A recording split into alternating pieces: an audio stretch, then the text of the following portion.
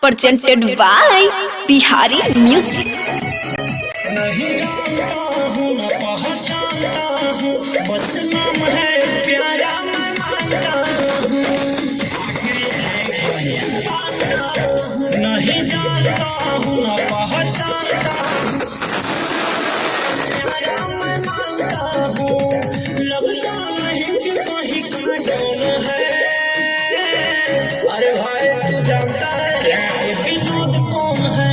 ये विनोद कौन है? ये विनोद कौन है? ये विनोद कौन है?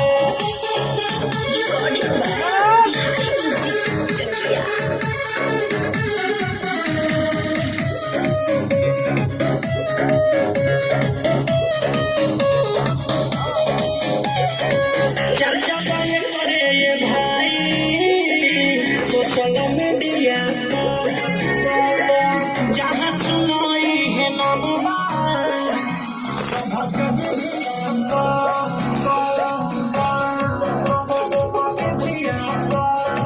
चर्चा करे ये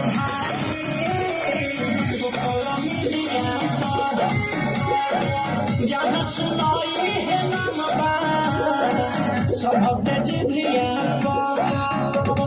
वायरस है कि उसका सौतन है। अरे यार तू कुछ बता, ये विनोद कौन है? ये विनोद कौन है? ये विनोद कौन है? ये विनोद कौन है?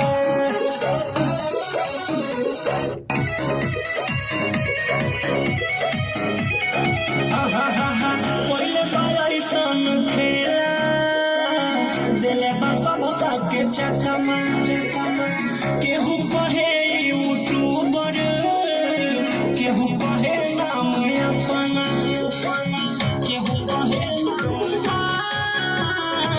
पहले बड़ा ऐसन खेला दिले सबका के चकमा केहू कहे यूट्यूबर, केहू कहे नाम अपना।